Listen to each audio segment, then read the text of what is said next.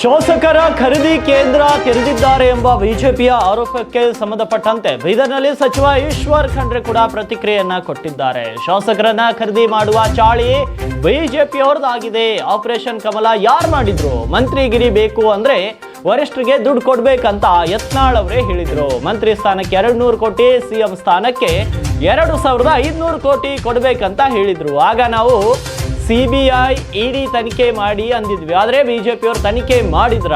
ಶಾಸಕರನ್ನ ಖರೀದಿ ಮಾಡಿದ್ಯಾರು? ಬಿಜೆಪಿಯವರೇ ಶಾಸಕರನ್ನ ಖರೀದಿ ಮಾಡಿದ್ದು, ಅವರೇ ಕಳುವು ಮಾಡಿ, ಅವರೇ ಆರೋಪ ಮಾಡಿ, ಅವರೇ ತನಿಖೆ ಮಾಡಿ ತೀರ್ಪು ಕೊಡುವುದು ಬಿಜೆಪಿಯ ಚಾಳಿ ಅಂತ ಈಶ್ವರ್ ಖಂಡ್ರೆ ಹೇಳಿದ್ದಾರೆ. ಇನ್ನು ಇದೇ ವೇಳೆ ಎಐಸಿಸಿ ಅಧ್ಯಕ್ಷ ಮಲ್ಲಿಕಾರ್ಜುನ್ ಖರ್ಗೆ ಅವರ ಭೇಟಿ ವಿಚಾರವಾಗಿಯೂ ಕೂಡ ಮಾತನಾಡಿ, ಖರ್ಗೆ ಸಾಹೇಬ್ರು ನಮ್ಮ ನಾಯಕರು, ಪ್ರತಿ ಸಲ ಭೇಟಿ ಆಗ್ತೇನೆ. ಡಿ.ಕೆ. ಶಿವಕುಮಾರ್ ಅವರಿಂದ ಸಹಿ ಸಂಗ್ರಹ ಆಗ್ತಾ ಇದೆ ಅನ್ನೋ ವಿಚಾರಕ್ಕೂ ಕೂಡ ಅವರು ಪ್ರತಿಕ್ರಿಯೆಯನ್ನ ಕೊಟ್ಟಿದ್ರು.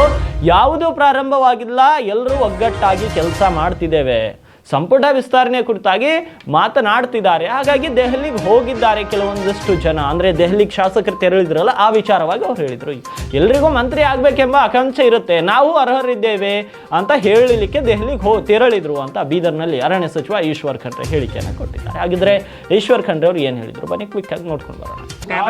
ಖರೀದಿ ಮಾಡುವಂತ ಚಾಳಿ ಬಿಜೆಪಿ ನೋಡಿ, ಆಪರೇಷನ್ ಕಮಲ್ ನಾವು ಮಾಡಿದ್ವಿ, ಅವ್ರು ಮಾಡಿದ್ರು.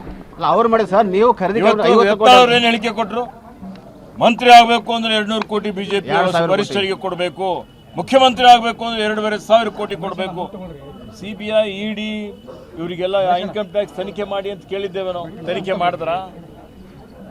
ವಿಧಾನಸಭೆಯಲ್ಲಿ ಚರ್ಚೆ ಆಯ್ತು, ಒಂದಾದ್ರೂ ಇವತ್ತು ತನಿಖೆ ಆಯ್ತಾ? ಆದೇಶ ಮಾಡಿದ್ರ ಬಿಜೆಪಿಯವರು? ಏನಾಗಿದೆ ಅವ್ರಿಗೆ ಕೇಳ್ಬೇಕಲ್ಲ, ನೀವು ಕೇಳಿ ಅವರಿಗೆ. ಮತ್ತೆ ಯಾರು ಶಾಸಕರಿಗೆ ಖರೀದಿ ಮಾಡಿದ್ದಾರೆ? ಅವರೇ ಮಾಡಿದ್ದು, ಅವರೇ ಕಳುವು ಮಾಡೋದು, ಅವರೇ ಆರೋಪ ಮಾಡೋದು, ಅವರೇ ತನಿಖೆ ಮಾಡೋದು, ಅವರೇ ತೀರ್ಪು ಕೊಡೋದು, ಇದು ಬಿಜೆಪಿಯ ಚಾಳಿ. ಈಗ ಸರ್ ನಿಮ್ಮ ಪಕ್ಷದ ಮೇಲೆ ಆರೋಪ ಬರ್ತಾ ಇದೆ, ನಿಮ್ಮ ಪಕ್ಷದ ಮೇಲೆ ಆರೋಪ ಮಾಡಿದ್ದಾರೆ ಗಂಭೀರವಾಗಿ. ಸರ್, ಮಲ್ಲಿಕಾರ್ಜುನ್ ಖರ್ಗೆ ಅವ್ರ ಕೈಯಲ್ಲಿ ಏನೂ ಇಲ್ಲ, ಏಕಾಏಕಿ ತಾವು ಭೇಟಿಯಾದ್ರೆ ಸರ್ ಖರ್ಗೆ ಅವ್ರಿಗೆ ಸರ್ ಏಕಾಏಕಿ ಭೇಟಿ ಸರ್ ತಾವು. ಖರ್ಗೆ ಸಾಹೇಬ್ರು ನಮ್ಮ ನಾಯಕರಿದ್ದಾರೆ, ಪ್ರತಿ ಸಲ ಅವ್ರಿಗೆ ಭೇಟಿ ಆಗ್ತೇನೆ, ಅದೇ ರೀತಿಯಲ್ಲಿ ಭೇಟಿ ಆಗಿದ್ದೇನೆ. ಸಾಕಷ್ಟು ಜನ ಎಮ್ಎಲ್ಎಗಳು ಬೀದರ್ ಇದು ಡೈಲಿ ಹೋಗ್ತಾ ಇದಾರಲ್ಲ ಸರ್, ಶಾಸಕರ ಸಹಿ ಕೇಂದ್ರ ಸ್ಟಾರ್ಟ್ ಮಾಡಿದ್ದಾರೆ ಡಿ.ಕೆ. ಅವರು ಸರ್. ಯಾವುದು ಪ್ರಾರಂಭ ಆಗಿಲ್ಲ, ಎಲ್ಲರೂ ಕೂಡಿ ಒಗ್ಗಟ್ಟಾಗಿ ಕೆಲಸ ಮಾಡ್ತಾ ಇದ್ದೇವೆ. ಜೈಲಿಗೆ ಹೋದ್ರು, ಅಲ್ಲಿ ಭೇಟಿ ಮಾಡ್ಕೊಂಡ್ ಬಂದ್ರು. ಅದೇಪ್ಪ, ಈಗಾಗಲೇ ಎಲ್ಲರೂ ಹೇಳಿದ್ದಾರೆ, ಸಚಿವ ಸಂಪುಟದ ವಿಸ್ತರಣೆ ಆಯ್ತು ಅಂದ್ರೆ ಎಲ್ರಿಗೂ ಆಕಾಂಕ್ಷೆ ಇರ್ತದೆ ಮಂತ್ರಿ ಆಗ್ಬೇಕು ಅಂತ. ಮಂತ್ರಿ ಆಗ್ಬೇಕು ಅಂತ ಯಾರು ಹೋಗಲ್ವಾ? ನೀವು ಬೆಂಗಳೂರು ಬರ್ತೀರಾ? ಬರಲ್ಲ? ನೀವು ಬರ್ತೀರಲ್ಲ? ನಿಮ್ಮ ಏನಾದರೂ ಟಿವಿ ಚಾನಲ್ ಏನಾದರೂ ಕಾರ್ಯಕ್ರಮ ಇತ್ತು, ಅಥವಾ ನಿಮ್ಗೆ ಇನ್ನೂ ಬಡ್ತಿ ಸಿಗಬೇಕಾಗಿತ್ತು, ಬೆಂಗಳೂರು ಬಂದು ನಾನು ಅರ್ಹನಿದ್ದೇನೆ ಅಂತ ಹೇಳ್ತಿರಲ್ಲ, ಅದೇ ರೀತಿ ನಮ್ಮ ಶಾಸಕರು ಹೋಗಿದ್ದಾರೆ.